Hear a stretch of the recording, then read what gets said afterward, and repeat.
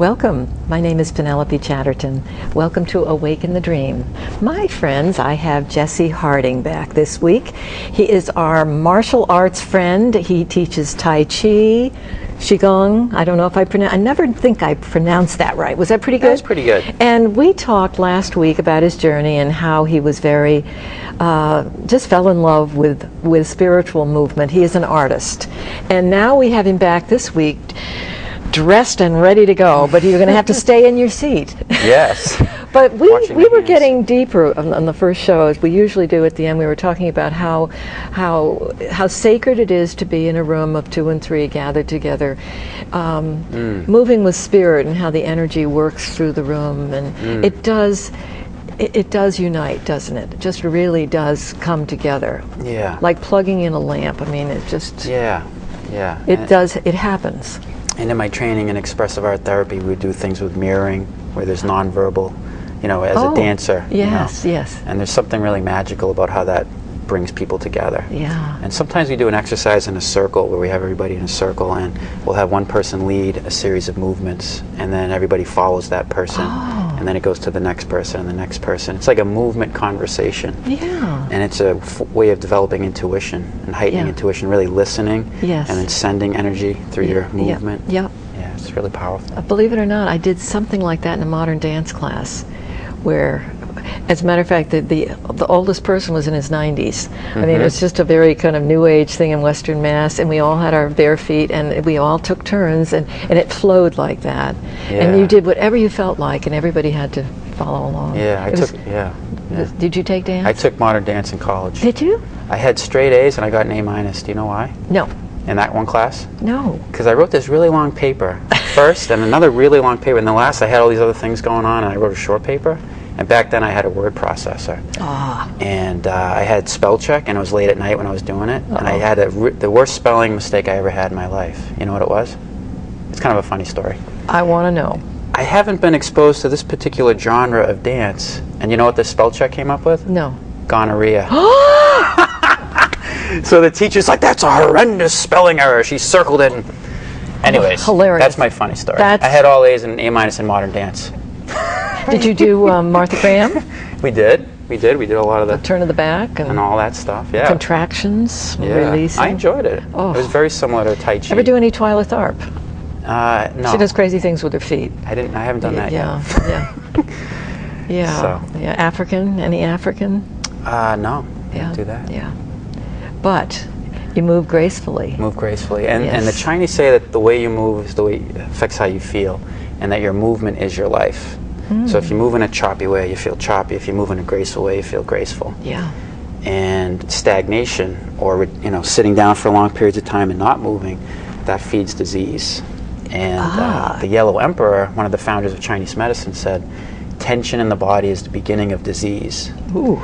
And so the Tai Chi and the Qigong is all about creating movement to identify any tension, or even in stillness, through what's called Wu Chi postures, identifying any tension in your body, your mind, your emotions. And then it's like watching ice, the tension, melt, become water, and then steam. It releases. And so there's these metaphors that they use in Chinese medicine, and Tai Chi, and for healing. And that's one of the things. Yeah. Moving.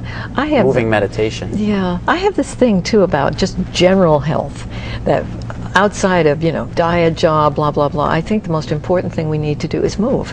Yeah. I honestly think that's the name of the game. And I say that because so many folks really would rather not. Yeah, it's so important for your health. Yeah. Now, maybe I'm spoiled as a dancer because I was raised moving. And maybe a lot of folks aren't, but I think they're getting the message. Yeah. Michelle is helping us, Michelle Obama. I mean, we have got to move. Yeah. And then the other thing is the rhythm and the frequency with when you do it. Yeah. So that's why in Asia, particularly in China, you see everybody in the morning as part of the culture starting their day with these exercises. And over there, dance is just as popular as the martial arts and the Tai Chi. Yeah. They have this whole thing about moving and being like a river of energy that flows rather than a stagnant pond or something like that. Yeah. So along with your religious practice and your spiritual practice, you have found a way to share Really, I think that's the thing we all have to, where do we go? And you said something so powerful in the first show about doing what you love. Yeah. Never be afraid that if you're just an odd duck and you have something in your family that is really you and nobody else, don't listen to anyone, just in your heart. And then you said doors open, just all over the place. Yeah, and the other thing is burning out versus burning up. And from the Chinese view, burning out is when you're taking action without spirit. Your heart is not in it. Burning up is when you're taking action, but your spirit and your heart is in it. Yeah. And so there's I get to do it versus I have to do it. And the more you do that. It's funny you should say that, because I often think our chemistry is kind of ridiculously funny. Have you ever gone into a room and there's someone you absolutely just don't want to see, or you don't want to deal with, or you're too tired, and all of a sudden your whole system goes through. Isn't it amazing though how our bodies, our chemistry talks to us? Yeah. And the body is the subconscious mind. Yes. And there's so much information available, and that's another part of the healing of the Tai Chi. Is you're deepening into your feeling intelligence, the heart-based intelligence, and whatever you feel, you can heal. And the saying is, whatever you resist will persist. That's true. And so feeling is healing, so your ability to be in your body and notice what's going on in there, and then naturally the body balances and heals. And to slow the body down so you can feel. I mean, we're a nation of running and keeping busy, so busy that we don't deal often. I mean, I think we're finding ways that we have to sit down and deal. Yeah. It's funny, we all sort of know that maybe, but I'm sure you notice in your own progression with your life, which hasn't been that long, that you get better and better at it, slowing down and dealing with things. I think when we're all very young, sometimes we're just not dealing with much of anything. We're just so busy playing. But you know, when we start to mature and we want to find a balance of give and take and wellness, really. Yeah, and then part of that too is being present with what's arising in the moment. Even though you might be taking action, maintaining that inner stillness so that you can enjoy what you're doing. Even if you start to speed up, you still have that present moment awareness connection. Yeah, the body does talk to us. Yeah. And I like the way you said that your subconscious is... Candace Pert, Molecules of Emotion. And some of her work, Yeah. So you've been teaching a long time, and it sounds to me like a huge schedule. Do you ever get pooped? I get tired sometimes, but through all the Tai Chi and the meditation, I'm able to re-energize and renew myself. And it's interesting. There's a notion that there's an infinite ocean of energy that's always available to all of us. Yes. And some of us come to it with a little tiny container, and some of us come with a big container. And the Qigong and the arts of Tai Chi are all about cultivating a greater capacity to receive that infinite energy without resistance. And power is defined as a lack of resistance. And so where is the resistance in our life? Where is that tension? Pay attention to it, and then as we release it or learn from it, then we open up to more of what's possible. Embracing it. Owning it. Isn't it? It's wonderful to work through some painful times. It's wonderful to sit in it because there's a light at the end of that tunnel all the time. I think it's such a call to go to work when there's something going on where you just feel either frustrated or frightened about anything, that you work with it. Following that thread. Following that thread. And in the Qigong, they talk about laying down meditation, sitting meditation, standing meditation, moving meditation, and then the way you live your life, which is the greatest art. And all of them are ways of meditating. Now this takes us to that word guidance, which I think we'd like to talk about a little bit. When you are open and listening, I would think maybe you'd have the words for this. I wouldn't particularly.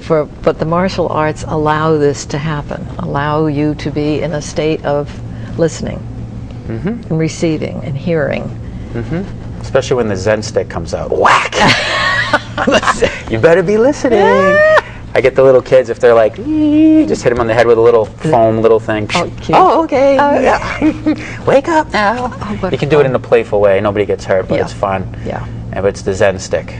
Well, you know, that's kind of nice that you have the very little ones, and then you work your way up. And you work with seniors? It's kind of a blessing that I get to work with the entire age spectrum. I was going to say. I work with 3.5 all the way to the 90s, people in their 90s, and I've even worked in homes where people are, in wheelchairs and stuff, and teaching them meditation. And it's a beautiful thing. And one of the things in Tai Chi they say is the exercises put more years in your life and more life in your years. Ah. And there was a lady at the senior center, she used to say, more men in my life and more life in my men. Do you find that those seniors have some great wisdom? They sure do. Don't They have they? a good sense of humor. They and do. And they come from backgrounds, like really rich backgrounds. Yeah. And you know, the people I've got to meet, and it's a wonderful thing. Yeah. There's another funny story at the senior center. There was a lady that used to do the class with me for many years, and then she stopped and she saw another student. And there's this place, you know that game High-Lie? No. It's like sort of like a tennis game type thing. They have like these little, I don't know, they throw these little balls bouncing off a wall. I don't know. I don't really know how it works, but Yeah. it's called High-Lie. Huh. So this lady's like, oh, are you still doing that High-Lie class? Thinking of Tai Chi. Oh. Because it sounded exotic. Hi. Oh. I thought that was funny. That is cute. Gotta have a sense of humor. Yeah. Oh, I have one more joke for you. You probably heard this. Okay, try me. The Dalai Lama got a birthday gift. I'm sure you know this one. And it was a box, and there's nothing in it. Do you know what he said? You never heard this one? I don't know. Let me think. All right, think There's about nothing in it, huh? Nothing in the box. The Dalai Lama's birthday gift. Oh, I've heard it, and now I can't remember what it is, but I know I've seen it on Facebook. He says, nothing, just what I always wanted. And the nothingness, though, in the Tai Chi is we've learned to pay attention to the silences between the sounds, the spaces between the objects, the spaces between the breaths, and how things arise from the void, right, of the mystery of life, and then come back, and just how things express and then return. So there's this sensitivity of things emerging and arising, and witnessing it. And but the nothing joke was Deepak Chopra calls it the gap between the thoughts. Yes. The gap. The gap. I know, Get it into the sneaks gap. in. Get into the gap. Yeah. That's an interesting thought. I mean, you know, healing. We're here to heal. We're all here to heal ourselves and to be open to working with spirit. One of the things about the Course in Miracles I like so much is when they say you're really struggling with, let's say, embracing someone because you just it's like your worst nightmare of a person, and in a relationship, you know, those love-hate things, that if you can't do it, just ask spirit to do it for you. And then I really think that's kind of wonderful, because then it's not that takes you off the hook, but you've got someone doing it with you, for you, so then it's okay because you're not alone. And this being not alone is how do your martial arts, do you share that when you teach, that you're not alone and that there are ways to hear your guidance? Yeah, lots of ways. One of the things we say, I move versus I am moved. And the Japanese term is mushin, no mind, where your mind is blank and things happen in a spontaneous way, and they call it spontaneous right action. And in the Tao, it's like they call it doing, not doing. And the Buddha says, clear mind, don't know. Yeah, don't know. That's the first place to start in Zen, right? Empty the cup. Yep. Empty your mind so you can receive. Yeah, but there's a heightened opportunity for intuition to arise and emerge, and particularly in the martial arts, where you learn to trust your instincts and let that flow. Yeah. Tell our friends, too, that might be afraid of martial arts, because the word sounds, not as gentle as it really is. A lot of folks may think, Depends what you're doing. I can't do it. How gentle That's it true. is. But what if they say to you, oh, I could never do that, it's too hard? You do have folks that come to you saying, oh, I don't know if I qualify for your class. You get people that aren't sure, and it's, doing something new. Stepping into the unknown is always a big thing. Yeah. And then there's different ways you can get into it, and different types of things that might be better for different people. Yeah. But a private lesson or just trying it out. Well, that's a good thought. You could work with someone then on sort of seeing their comfort level and how they... And making sure that you feel like you're in a safe environment. Yeah. And that it's a fun environment. Yeah. And that you can trust people. Because some environments don't feel safe. Yeah. And you're probably going to go somewhere else if you know. Yeah. It depends on the person. Yeah. But we are pure spirit. We are spirit.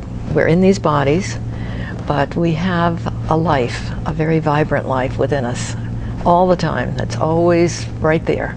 Yeah. And I would think, and these are my words, you can help us with how your artistic slow moving helps one to be aware. Well, there's little seed statements that we do when we're in a relaxed place. And like for one might be, I let go of the past, I let go of the future, and I arrive in the present moment. And through different postures and movements, we use sound and vibration. Like almost like it's like a mantra, right? I think one of the definitions like for mantra is something that rests the mind upon, to focus the mind. And we're using sound and vibration for balancing the chakras, and working with different energy. It's powerful. I think so. Really powerful. I think so. It can really shift, you know, bring you into that place. Do you find the certain sounds that you work with, or have you had a lot of experience with various ones where you find some work better for some mantras than others? And yeah. Well, there's like the Chinese have healing sounds that work the different organs. Then there's sounds that help balance the chakras. And then there's like these ancient Tibetan sounds for different things. And it's there's a lot. Tibetan bells. Yeah, the singing bowls. Oh, yes. Yeah, I have those too. Yeah. Amazing how that, before you know it, it transports you, right?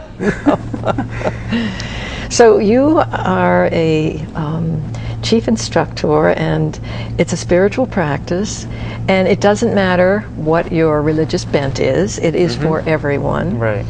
And no qualifications are necessary. Yeah, you can come in at any time. You know, people come in all the time with no experience, and a lot of people really enjoy it. One of the common threads that runs through all of it is posture, breath, and awareness. So how you hold your body. And one of our sayings is posture is power, and the shape of your body has power. So if you're sitting slouchy like this, how does that make you feel? If you're in a stance that's not structurally sound, then you're going to be easy to push over and knock around. So how do you put your body in a place of power? And then the other one is your mind. Sometimes our mind is expansive, and sometimes it's contracted. And one of the sayings is we can learn to have a perspective that's always larger than the problem. And one of the exercises that we do in Tai Chi, one of the first things is open focus, where you focus your eyes on a point, and we can even do it right now as we're talking, or people watching, and you start to feel your awareness open to the left, to the right, and you just expand your visual field. And just doing that creates a shift in your mind, opens your mind. More becomes possible. And then the other one is how you're breathing. Am I breathing shallow? Am I breathing deep? And just noticing it. Just being aware of it, which is one of the teachings of the Buddha. That's one of the first teachings, is simply know when you're breathing in, you're breathing in. When you're breathing out, you're breathing out. A simple man. And then asking the three questions, which is, how is my posture? How am I breathing? And where is my mind? Where is my mind? And the expansive mind is like the big mind, the natural mind, the mind of love, and relaxation is who you are, attention is who you're trying to be. And the constricted mind is like kind of like being in a tight, confined place. And opening is, the Tibetans would say, that's true wealth. It's like being under a big, beautiful sky. And that's the state of your being. And the state of being is sometimes recognized as spontaneity, feeling that inner warmth, and feeling a spaciousness. When you feel those three things together, you're in that natural mind. And the other thing about the natural mind is another saying that I learned. I believe it's a Tibetan saying from Dzogchen, where there is nothing that needs to be added or subtracted, it is simply the immaculate looking at itself. And so there's this peaceful abiding of just witnessing and watching through you everything that arises, all the change, you know, how your body changes. Being a witness. And learning to sit and rest in that place. The seat of the soul. Everything that's happening is happening. What's happening is what you put your attention on. I can still hear Deepak saying that. What's happening, well, let's say I'm fantasizing about a memory. I'm not there, but I'm thinking about that. So I'm there, but I'm in here. Wherever attention goes, energy flows. And whatever you think about expands. Now think about our dreams or our fantasies. Think about a memory we might have when you were having a picnic when you were a little kid or something. And you can really be there. Your mind goes there, and you can tell me all about it, but you can then say, but I'm here. Thinking about that. So our minds it's the nature of the mind. It can do and be everything. It can go anywhere. It's unlimited. It is. We have everything they say within us, the entire universe, to draw on. So that's interesting that everybody has that.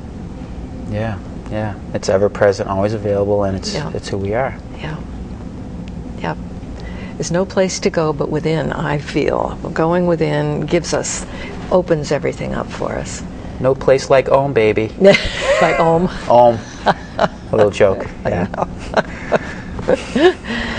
So, folks come to work with you from, as you say, 3.5 to 90.